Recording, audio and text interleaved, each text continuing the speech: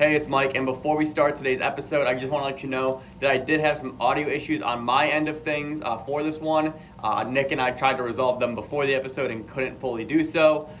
So I cleaned it up the best that I possibly could, and the good thing is this is an interview show, so Nick does the majority of the talking. Hope you guys enjoy it. Let me know your thoughts down below in the comment section. See ya.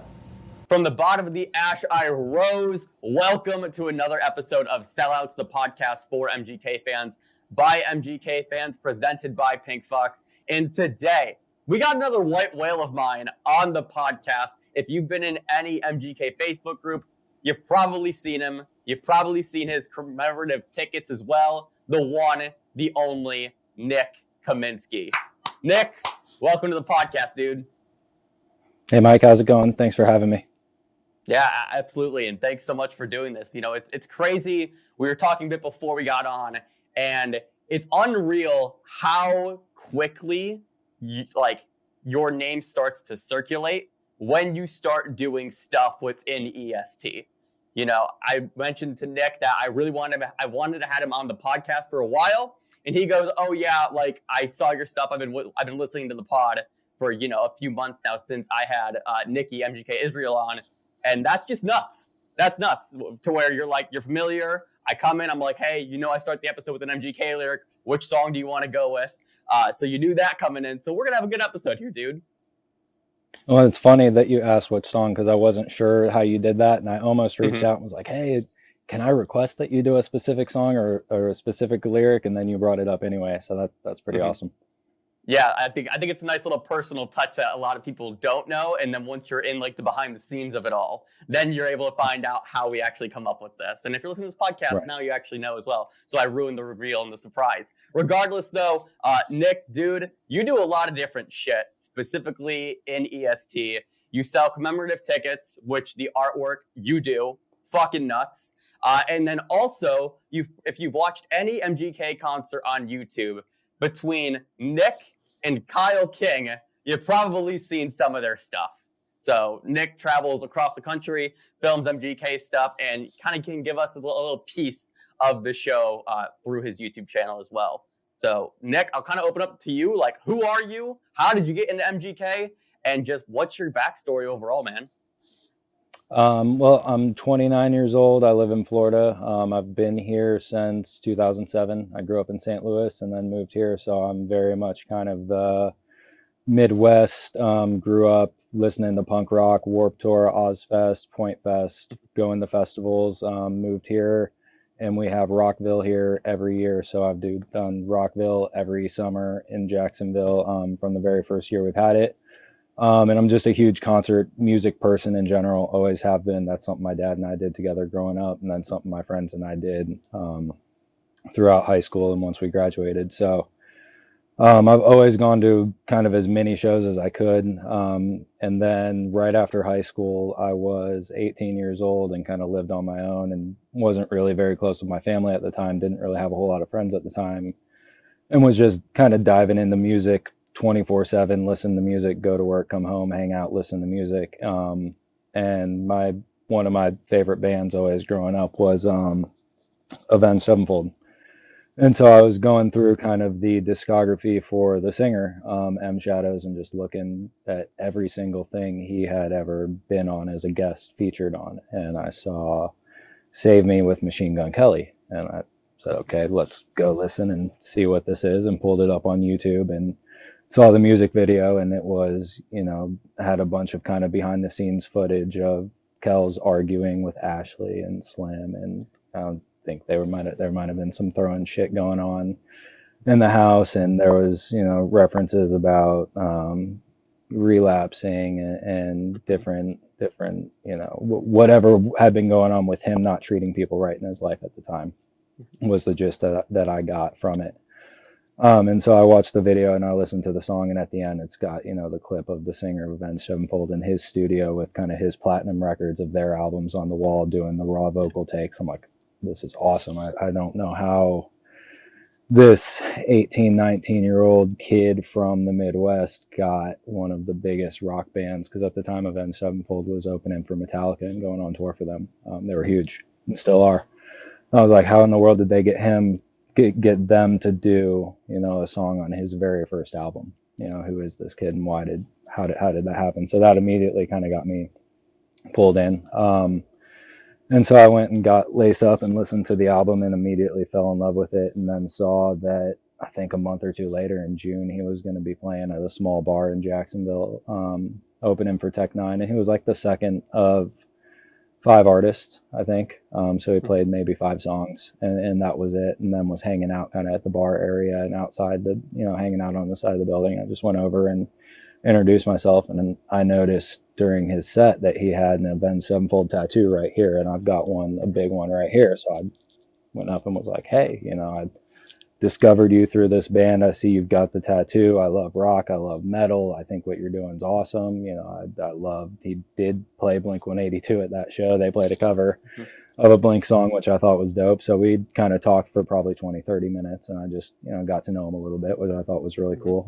He's only a couple years older than I am. So we really kind of connected on the whole Midwest rock, punk, growing up in the same era, listening to a lot of the same music. And I just supported him and followed him ever since then, saw him every chance I ever could. If I've ever had the opportunity to meet him or the band and say hello, I always have. And since I've started doing the tickets, I always be sure to have some available for any of the upcoming shows to give to the band. They've always been super awesome.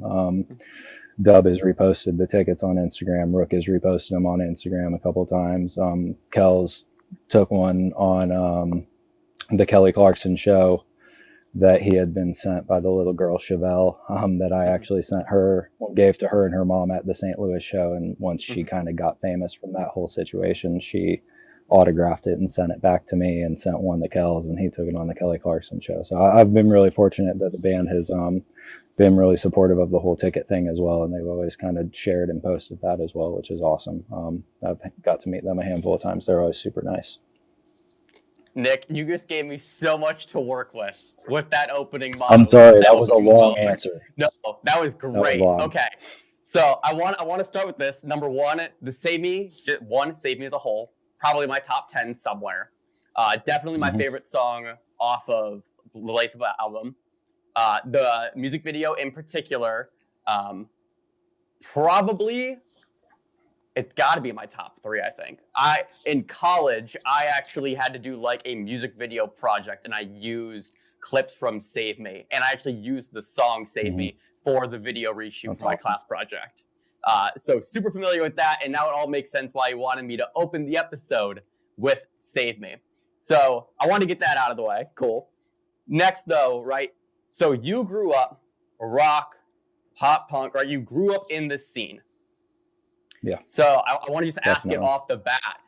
Seeing Kells where he was, 2012 when Lace Up dropped, compared to where we're at right now, is that cool for you? Is that surreal? Is that I never thought this would happen? What are your thoughts on the whole transition? As far as seeing him as successful and playing arenas, selling out massive shows, selling out the venue and the stadium in Cleveland, all that kind of stuff. I'm stoked that he's finally at that point, and I've kind of there's almost like a personal success in there because he's taken so much shrapnel along the way, and I've always been one of the people who supported him heavily, and it's like, all right, awesome, we've finally made it to this point. As far as the rock music and stuff, he's always been that way though. Like I said, he played a Blink cover the first day. He had the first song on his first album had a metal band with guitar solo as a backing track through the entire song. He had, you go back to the old mixtapes with like Rage Pack and stuff, and there was rock, metal, even techno type stuff on there. There's a Mosh Pit, Welcome to the Mosh Pit, Welcome to the Rage is on that EP. Then you go into like the Fuck It EP, and that's got Rockstar on it, and you go and you watch the whole like the Park Ave Orlando session that they did with the guitars and the drums. Like they've always had that aspect, the Warped Tour stuff. So for me, and I think for most of the fans who have been there from the beginning, it's not a surprise at all. I think more of the surprise is why all of a sudden this is what made him so successful. if that makes sense, because the musicianship has always been there, the talent's always been there, the live performances have always been there, but it's the fact that like now it's a full band rock music record instead of like a rap hip hop record and a rock show, if that makes sense, because it's always been a rock concert. It was never really a rap show. Yeah, absolutely. And it, like, that's one of the things that I talk to a lot of people who are just kind of getting into his music, where I'm like, if you go back, right, you mentioned that you also left out, we had Kid Rock on General Admission, and then Bloom specifically, which I think for me is probably for the longest time, it's my favorite album of ever. Then Tickets happened, and it's like how I have such a warm spot in my heart for Tickets because of the boom and the success to where we're at now because of it. But Bloom for me, you know, that album was always about evolution. And specifically in that, you know, that's when we really brought out the guitars and we really brought out the band and elevated everything kind of to that next level where genres are now gone and it's now just, I don't want to say like pure music, but as you were saying, right, that musicianship fully kind of rose to the center where he can do whatever the fuck he wants and he's good at it. Yeah, because he had a couple songs in there like Let Me Go and stuff that had full choruses and guitars and band and stuff and everything. So I agree 100%. I think that was the first kind of step in the evolution.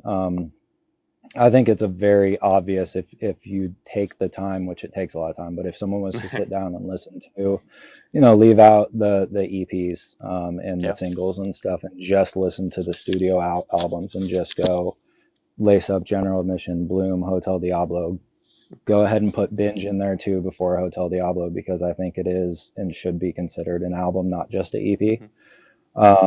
And then listen to the two newer albums as well at the end. And I think there is a very obvious and not necessarily intentional, but he definitely follows a path of progression musically, instrumentally, the production, the layering of the instrumentals and everything, like you talked about in Bloom. That's when it really started production wise, I think, to go to a different level with the musicianship and really sitting down and putting together a full album.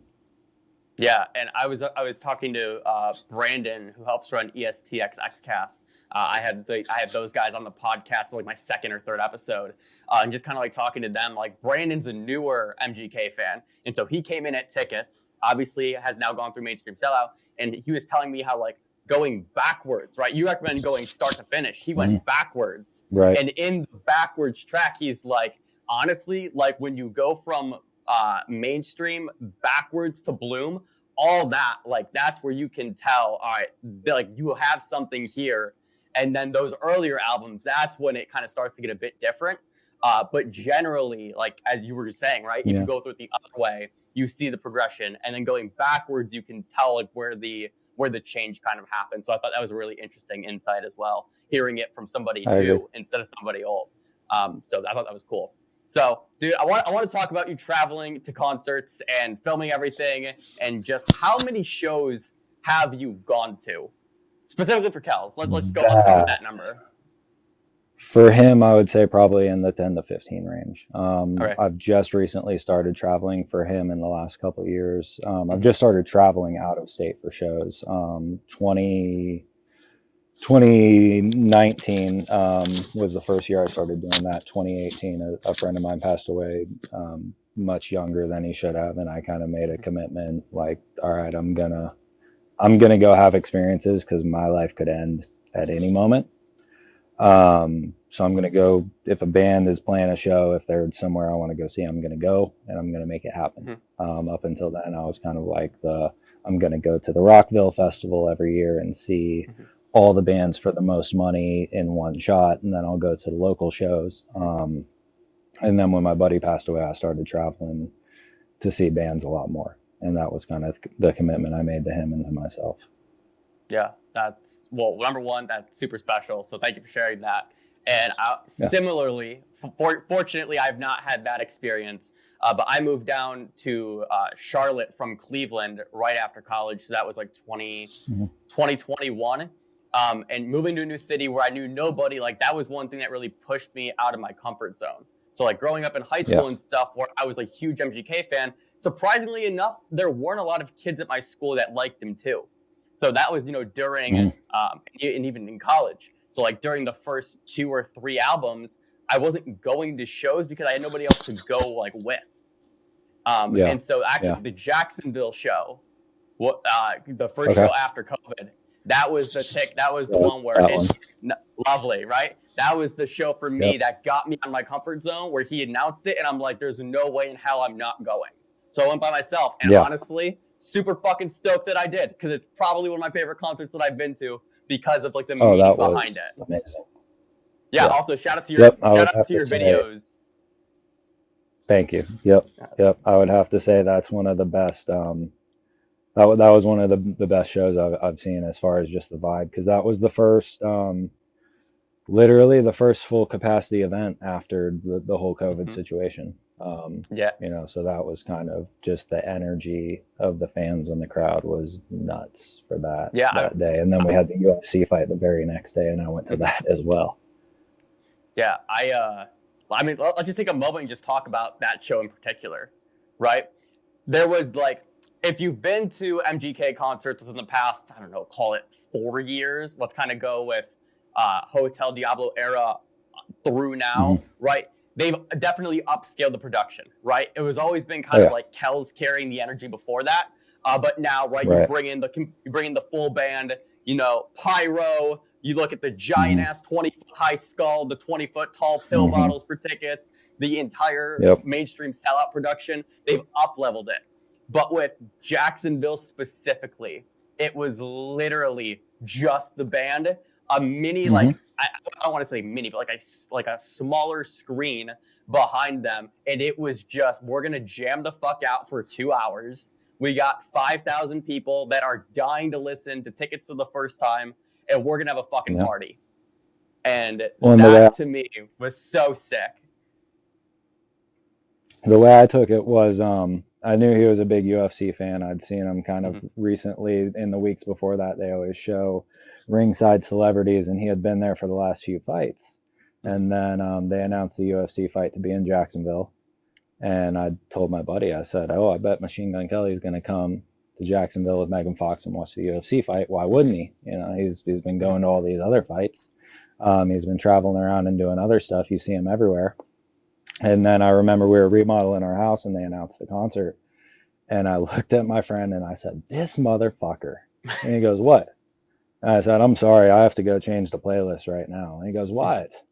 And I said, Machine Gun Kelly's playing a fucking concert the day before the UFC fight. Apparently he decided it's his birthday weekend. If they can have a UFC fight, apparently we can have a concert too. So he threw it together last minute and said, hey, let's do this shit. Why not? And I agree. Like, it was awesome. It was cool that he was the person who kind of did it to be the first event as far as the whole COVID thing. Because for a lot of us, at least for me, that was a kind of just saying, hey, I'm going out. I'm going to go live my life. Like I'd said before, having a commitment to living my life. But just like, we're back, we're doing shows, we're doing stuff. And I think I went to 25 shows in 2021, 22. Was that 22? Yeah, that was 22. 22 was last year. No, that was 21. Yeah, that was 21. 21. Yeah, I mean, it's so crazy, like, just right, and kind of on this note of just like living your life and going to these shows and going to experiences. Number one, dude, I tried so hard to swing Arizona this week. Are you going? Yeah, no, I'm not. I'm here in Jacksonville. I wish, but with it being Super Bowl in Arizona, the prices for the plane tickets were a little bit high for me this time around. Yeah, same. So, my rule of thumb, if I can drive within 8 or 10 hours, I'm going. And I have that rule for him and 5 other bands or so. Yeah, I mean, you went to the Raleigh show, which I was at as well. So like that was one where it's like, all right, definitely. It's like I did Charlotte and Raleigh back-to-back days. Did you do Charlotte? We didn't do Charlotte because my girlfriend had to work. We did Raleigh, we did Jacksonville, we did the Tampa show when he played the festival in December, and then we did St. Louis for tickets as well because I have family in St. Louis. That's where I grew up. So I always kind of make an excuse to go visit family and see a show if any of my favorite bands are playing up there. Yeah, I gotcha. I think in 2021 did I do 3 shows? I think I did 3 shows. I did Hmm. Jacksonville, I did Charlotte, and then I did Cleveland at the Cavs arena Hmm. at Rocket Mortgage. Yeah. And then this past year in 2022, we did 6 or 7, one of the two. So literally Crazy.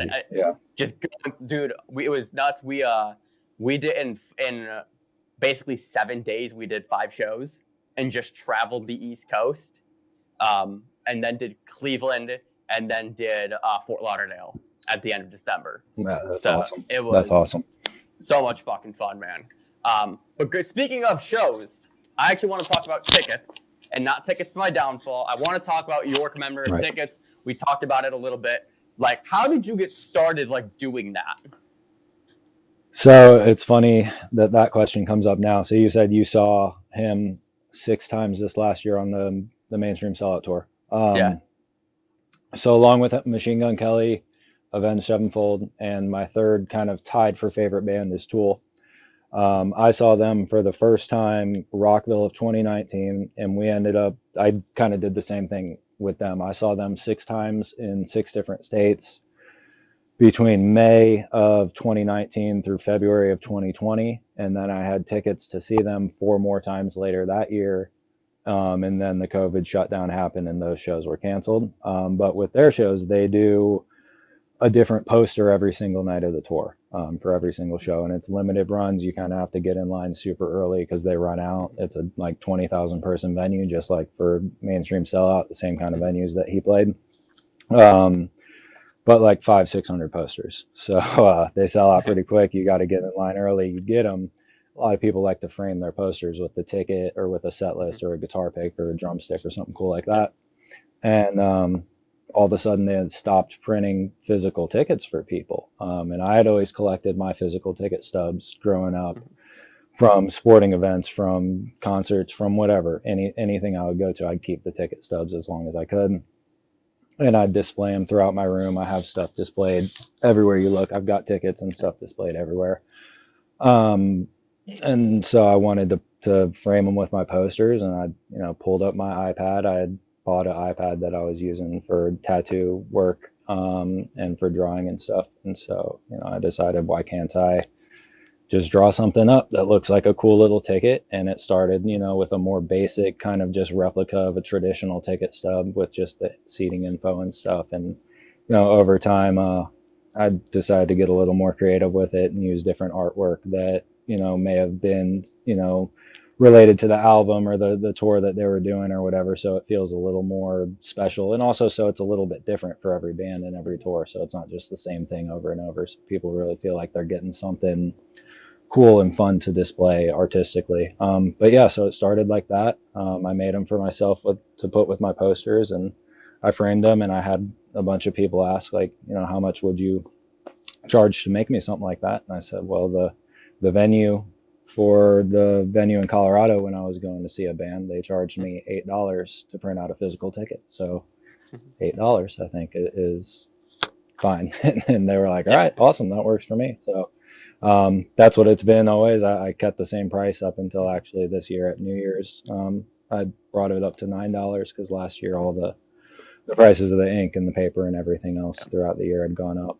But yeah, it's still, I keep it low. Shipping's included in everything. I don't charge for shipping unless it's going overseas to another country. But yeah, everything's custom work. I do, tickets. I do set lists. I do replicas of backstage passes and stuff. I'll do t-shirts and hoodies I've done for people. I've done wedding invitations. I've done anniversary presents where it's like a full page design with a bunch of tickets on it and maybe some pictures of the couple at different shows and stuff all put together into like a collage type thing. So really any kind of graphic design work that people want done, I'm happy to do and just create. I love creating stuff like that, so that's really how it started, was just creating something cool for myself, and it took off.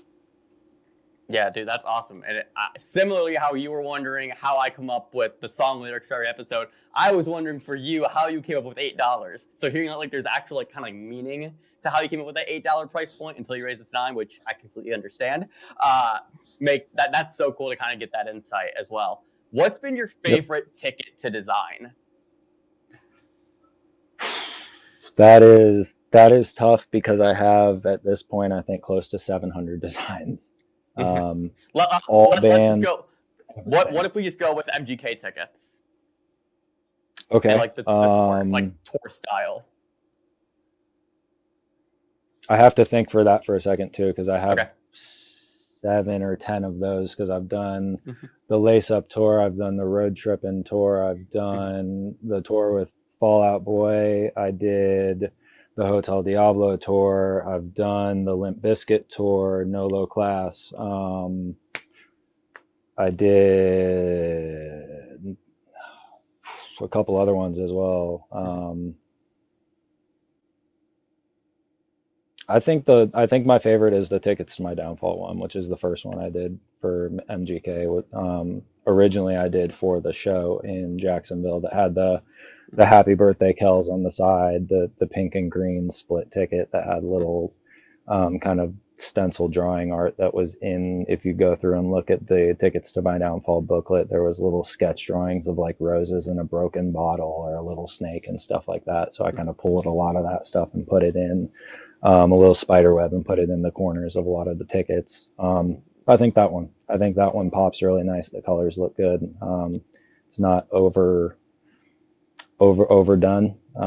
Still fairly simple. I like that one. Awesome. And then last question on the tickets. You know, you mentioned at the top, you know, Rooks reposted, Dubs reposted, Kells has one. And so for you, just kind of like seeing that, right, and seeing them like rep your stuff, like how does that feel? Especially, you know, after kind of being in for, at this point, a decade. Yeah, that is kind of the coolest thing in the world, I think. The 2 times that they've reposted on Instagram, when Dub reposted for the Jacksonville show, I very briefly got to say hello to Kells kind of as he was walking out of the hotel and getting in the Sprinter van to run the sound check. He was running super, like 45 minutes late. And I literally just ran up and he said, "I'm sorry, we're running late. I can't talk right now." I said, "No problem. Can you take these? Have a great day. I'll see you after the show, maybe." You know, and so I gave them to him, and we did end up getting to see them after the show and had a nice little chat with him. And he was super appreciative of the tickets and everything. And you know, Dub reposted the picture right there on the Sprinter van before Kells even sat down. And 10 minutes later, I had people messaging it to me like, "Did you see this? Did you see this?" I'm like, "No, I haven't seen that. I'm still there. I'm getting in the car to drive down to the venue right now. That's insane."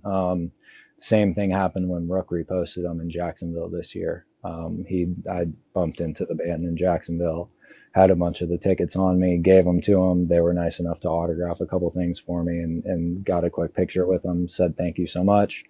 And then I was walking away, and within 5 minutes, I had people messaging me screenshots of Rook's Instagram story, where he just had posted it and put the little horns emoji with it. And I think it said Jacksonville tomorrow because it was the day before the show, and he posted them on his Instagram story. And then seeing them on the Kelly Clarkson show too is just awesome. It's the coolest thing in the world. It's super awesome because, you know, it shows that they support their fans who support them. You know, we got to meet Rook after the show in Raleigh really briefly. You know, spent maybe 10 or 15 minutes talking to him. He signed my set list. I got a set list from the soundboard, signed that for me, and he had recognized me from Jacksonville. Sam had also recognized me. I said hi to him on the floor while he was filming. He was like, "Oh, we saw you not too long ago." You know, so that kind of stuff is just super awesome. It shows that they actually, like, you know, as many shows as they do, as many people as they see, they remember. They take note of the fans who are investing, because at the end of the day, we are the ones who, like, we're the ones who make it happen. All the awards that he does win are, a lot of them are the fan voted awards, the ones where we have to come out and show, you know, how much we love the number one selling record. That's his fans buying the record and pre-ordering the record and streaming the record. Like that's, so when they see that you're there consistently and you're following them on tour and you're there show after show, and then on top of that, they're supporting, what you're doing, and kind of resharing and reposting, and it really, it kind of gives you that incentive of like, well, hey, the band themselves like supports what I'm doing. So I'm gonna keep pursuing this, because if they support it, why shouldn't I? No. Yeah, and dude, you beat me to my next question, which was going to be like at this point, like do they know who you are, kind of thing. Where like, do you get recognized? Are they in a position where it's like you see them and then like, oh hey, like what's up, dude? So you beat me to that question. So thanks for that. But yeah, dude, like that's super sick, and like that's not the first time that I've heard that on this podcast. Where it's like we go to like all these different shows, and we've had all these interactions and experiences with Sam, with Rook, with Slim, Dub, Tells even, where it's just like they pay attention and they remember. And also, like this is a very online band. Like they are online, they are in the trenches. They seemingly know like what's going on in the community at all times. So It's to be able to have always like that experience is awesome. Go ahead though. Oh, it's always been that way, going back to, I feel like the Kelly Vision stuff on YouTube before, like you don't get that kind of access. And I know he hasn't done it for a few years, kind of since that Bloom Hotel Diablo era that you were talking about. I think Bloom might have been the last year that we got a Kelly Vision, was the 27 tour. There might have been one more, a couple episodes after that. But it wasn't much, like it hasn't gotten much since then. But the access that he gave us, and the amount of time that he spent back then, and I understand now with as big as he is, it's harder. There's thousands and thousands and thousands of fans waiting outside the venue wanting to meet him. It's hard to get a one-on-one for 15, 20 minutes. You're fortunate if you get a hello, how are you? Thanks for coming to the show. I would consider myself lucky just to get that from Kells, with as popular as he is now. But the way he was for the first 7 years, and the way the band still is, I think is what makes his fans so loyal, because they feel that appreciation, and they feel the love from the band that they give to the band for the music. So yeah, absolutely. And speaking of loyal fans, perfect segue into like our second to last kind of segment here, man. You've been in this now for, at this point, a decade. I've been in a little bit longer. What does this community, this fan base, and like EST mean to you overall? Because like you're again, dude, like you're in it, right? Like to the point where I message you, and legitimately, like you've been on my radar to kind of have on the podcast for a while, and like legit, like there were like some nerves, like messaging you, and so go ahead, man. Like what is all this mean? I was nervous to come on, because I've never done anything like this. So I appreciate you having me, and thank you very much. God, to me, I think it even goes outside of just MGK specific. And I mean, obviously that's literally what EST is. It's everyone stand together. It's not MGK fans stand together.